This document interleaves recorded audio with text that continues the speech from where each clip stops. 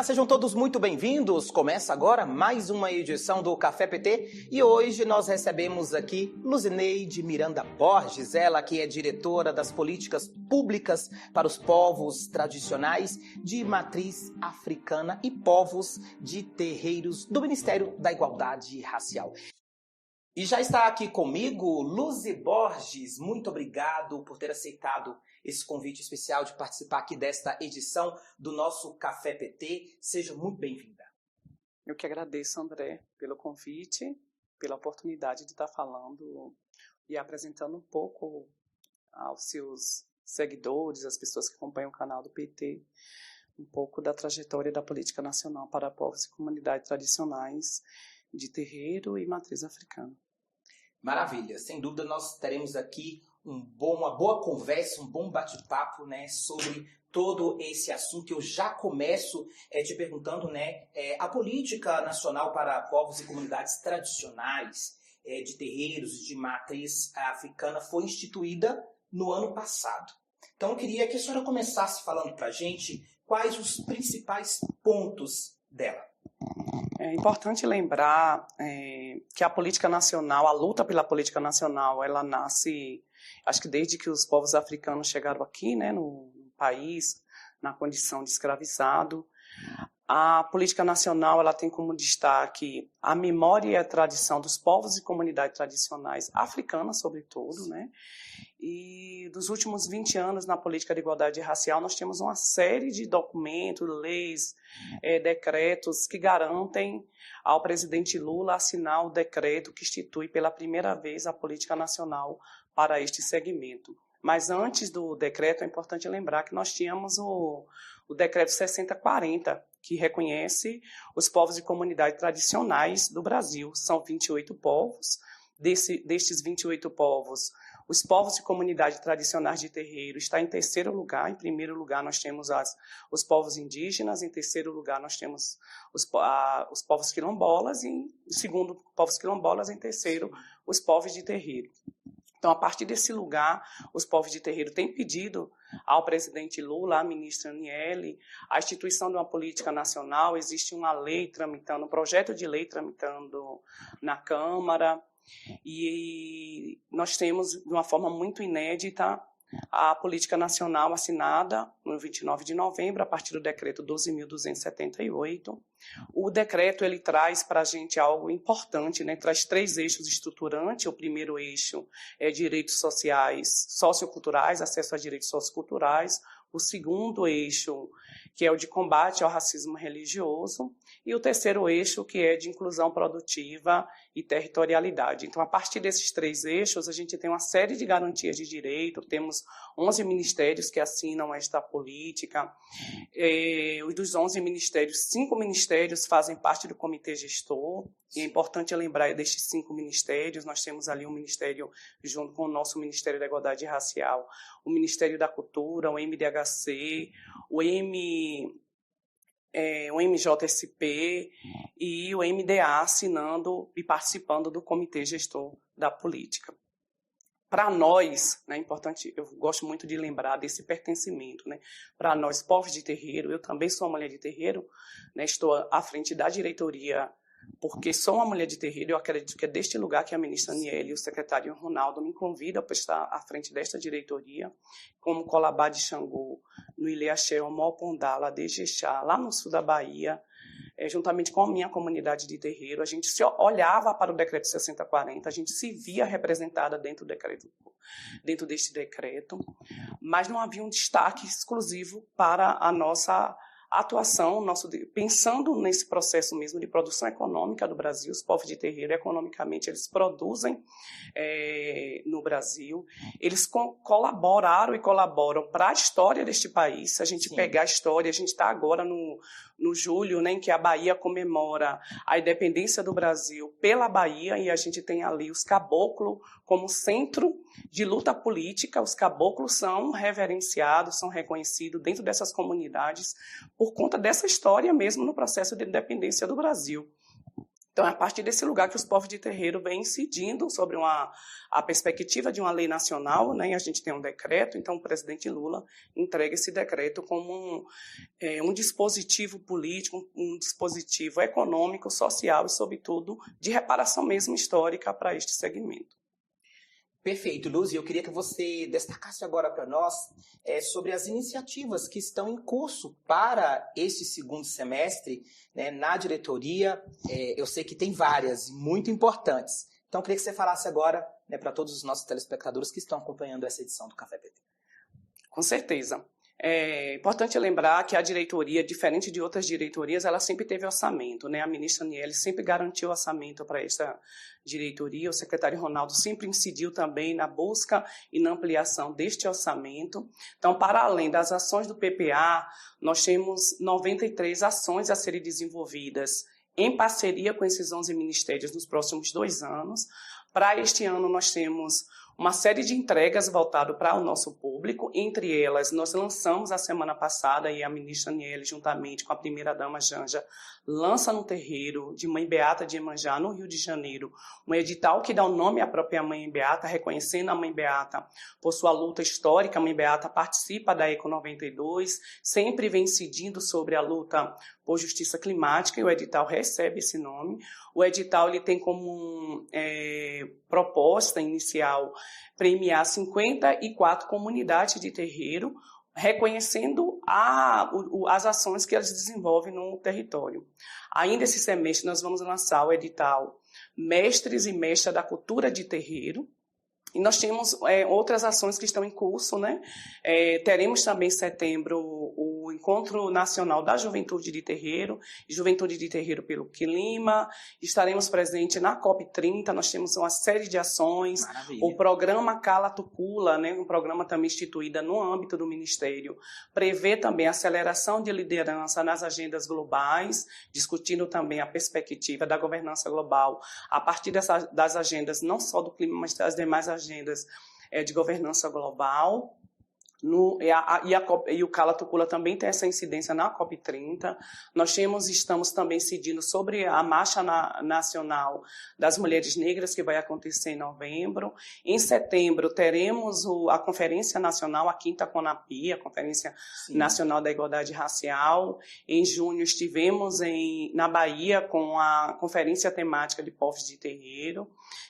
Nós estamos também em parceria com a Fundação Palmares, com um projeto muito importante, que é pensando na segurança alimentar, que é os Saberes e Sabores de Terreiro, premiando 55 terreiros que incidem sobre a perspectiva da segurança e da soberania alimentar. E aí vamos oferecer, para além da premiação, também um kit de cozinha industrial para estes terreiros. Então, são algumas ações, nós estamos em diálogo com a Unicef, com a série de ações também voltada para a infância de terreiro. Então, a nossa perspectiva é a ampliação da perspectiva mesmo econômica, né? Pensar no orçamento e pensar nessa possibilidade de incluir esse público numa perspectiva orçamentária dentro do governo federal. E a gente vê que vai ser um semestre, então, de muitas iniciativas, de muita coisa boa. A senhora citou uma palavra muito importante, que até tem a ver com a minha próxima pergunta, a palavra inclusão, né? Incluir. E a gente sabe que o futuro da nação está, né, também, óbvio, na educação. E a educação, ela começa desde pequeno. Então, eu gostaria agora que a senhora falasse para a gente sobre a articulação, né, nas redes de ensino sobre a inclusão da história, das culturas afro-brasileira, indígena, nos currículos escolares. A 10.639 e a 11.645, ambas, elas têm uma perspectiva para a gente importantíssima, né? Quando a gente pensa na história e na memória dos povos e comunidades tradicionais e também dos originários na Constituição e na formação da sociedade brasileira, a educação ela é um dispositivo importantíssimo, né? Há dados que comprovam que o racismo religioso ele começa na escola, né? Sim.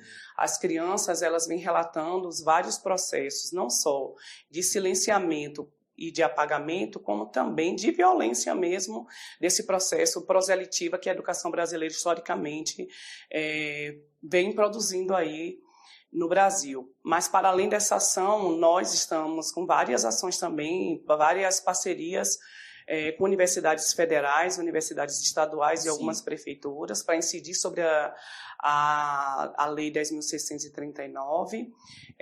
Estamos, no momento, na terceira fase de um edital que também é muito importante para a gente, que é o edital Heredendê, um edital de premiação da literatura, afroliteratura, né, pensando na literatura infanto-juvenil, para que as histórias de terreiro cheguem nas escolas. A perspectiva desse edital é premiar escritores que produzem literatura de terreiro. São de terreiro também é um dispositivo importante, a gente colocou isso como um dos itens, né? Que as pessoas precisavam ser de terreiro e produzir também literatura de terreiro, nas várias áreas, né? Vários estilos literários. Nosso segundo momento deste edital, para além da premiação, é a impressão serão premiadas 10 obras, e que essas obras sejam impressas e forme um kit, né, lá junto com o kit que nós temos dentro do Ministério, que é o kit da Afroteca, que esse material faça parte do produto da Afroteca, que é um projeto que tem dentro do Ministério. Então, assim, para além da premiação em literatura infanto-juvenil de terreiro, nós temos alguns cursos de formação voltados para professores, curso de formações em parceria com a INEP e a Universidade Federal de Goiás, pensando na formação dos gestores públicos, servidores públicos, pensando sobre acesso e direito dos povos tradicionais de terreiro. Nós temos também diálogo com o MDHC, pensando também formação de conselheiros tutelares, então, formação e capacitação de professores. Então, a educação para a gente é prioridade na implementação da política nacional. E através desta educação, através desses importantes trabalhos, importantes projetos, que a gente consegue combater ou amenizar, pelo menos muito se fala nos últimos anos, principalmente com o avanço da tecnologia, da internet, sobre a intolerância religiosa, que parece que ganhou até mais força nos últimos anos com redes sociais, com as fake news, com todo esse discurso de ódio que a gente vê que é disseminado nas redes. Então, Luzi, eu queria que você falasse agora pra gente, né? Nós vamos falar agora sobre o racismo estrutural. Então, quais são as medidas que estão sendo colocadas em prática para combater o racismo estrutural? A gente sabe que as comunidades e terreiros de matriz africana sofrem muito com isso. Então, eu queria que você destacasse, que a senhora destacasse para a gente o que está sendo feito e sobre esse desafio, né? É triste nós dizermos nos dias de hoje que ainda isso, né, tem crescido muito, a intolerância, o racismo estrutural, mas também a gente tem que destacar o que está sendo feito, né, para poder tentar erradicar isso, né, da humanidade. A tua pergunta ela é importantíssima, André, para a gente pensar na sociedade brasileira como um todo, né? Pensar na história do povo brasileiro, né, nos povos africanos, nessa diáspora, é pensar nas condições estruturais que foram oferecidas para a sua existência. Há um movimento de terreiro que eles vão dizer que tolerar é uma palavra que não cabe mais, pensando no que acontece, por exemplo, nas periferias do Brasil, pensando nos morros do Brasil, nas comunidades mais periféricas do Brasil, em que muitas comunidades de terreiro são convidadas a se retirar desse espaço. A gente vê na mídia a mãe de santo sendo obrigada pelo narcotráfico brasileiro a quebrar as suas indumentárias, a rasgar suas indumentárias, a quebrar os seus ibais, né, as suas ferramentas, ao seu patrimônio histórico ali preservado. Então, se convidando, sobretudo, a se retirar desse lugar. Como pesquisadora de terreiro, eu ouvi da juventude de terreiro que durante um período do Rio de Janeiro era seguro entrar na comunidade vestido com a roupa de axé, colocar o seu turbante, colocar a sua saia, a sua conta e entrar na comunidade, porque isso era seguro. As pessoas ali da comunidade, que se consideravam donas daquela comunidade, o reconhecia a partir desse lugar e sabia que estava transitando de um lugar que era seguro. Se a gente olhar que os terreiros de candomblé, durante a ditadura militar, foi espaço de proteção e de segurança para os refugiados políticos. E essa história, nos últimos 7 anos, a gente viu sendo aterrorizada, né?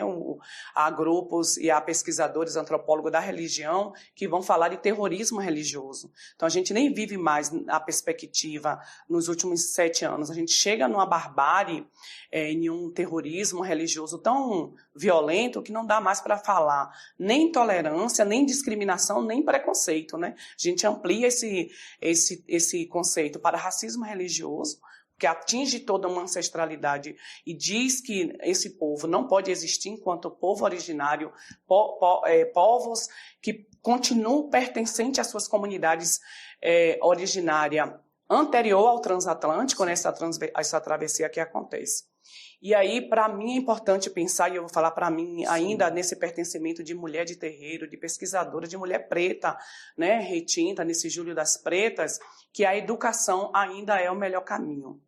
E a mídia também é um dispositivo formativo importantíssimo, porque se a gente pegar como a mídia historicamente também negou a existência desse povo, num racismo recreativo, numa perspectiva estereotipicada ou então folclorizada, ela hoje é responsável para desconstruir esse olhar, essa violência historicamente produzida. E entre vários dispositivos que a gente tem dentro da diretoria, a gente tem uma campanha de valorização cultural, a memória e a história dos povos e comunidades de matriz africana.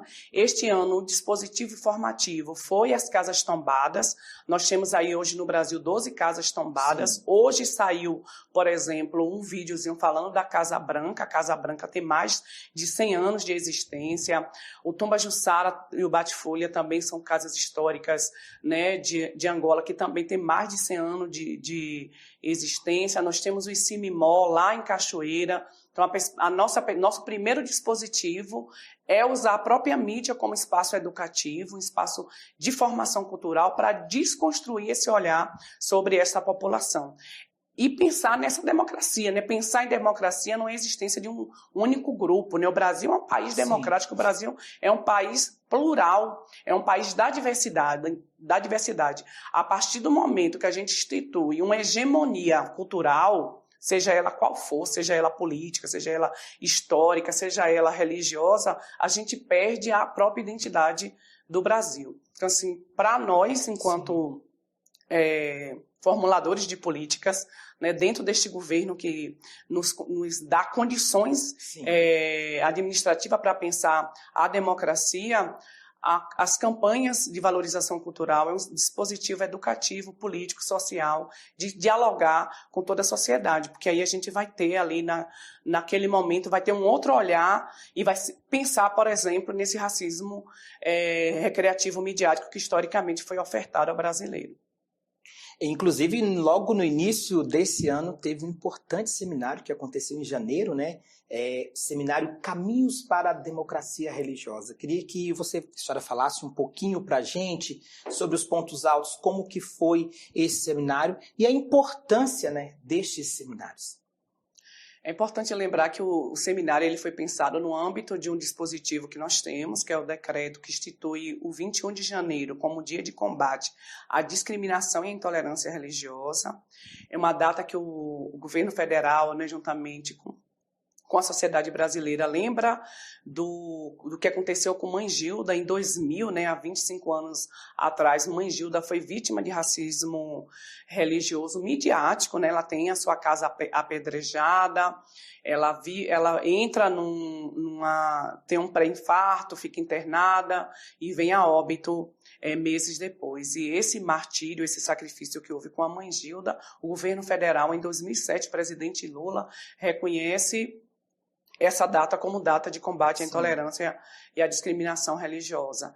Como o decreto foi assinado ali no decreto 12.278, que foi assinado em 29 de novembro, e aí logo em seguida a gente tem final de gestão, elaboração de relatório de final de gestão ali em dezembro, a gente não teve tempo hábil para organizar um evento de apresentação da política nacional. Então, 21 de janeiro, a gente a partir dessa data, faz aí esse encontro, nesse seminário, pensando a democracia religiosa como dispositivo de apresentação da política nacional. E aí, nesse dia, nós reunimos os 11 ministérios que pactuaram a política, convidamos os povos de terreiro do Brasil para participar desse evento, para que a gente pudesse falar em democracia religiosa. Para nós, falar em democracia religiosa é apresentar esse dispositivo, essa diversidade também orçamentária de participação social e econômica como dispositivo de luta para o nosso público.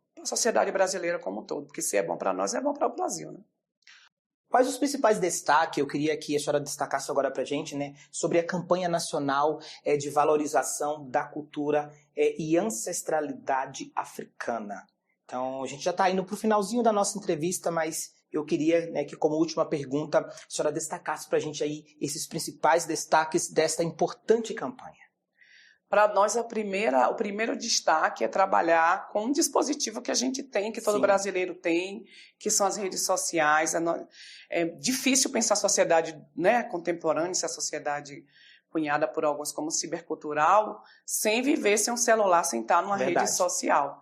Então, se nós estamos nesse espaço, é importante que a gente possa oferecer a partir de nós, né? É uma fala muito divulgada, né, apropriada pela juventude de terreiro, né?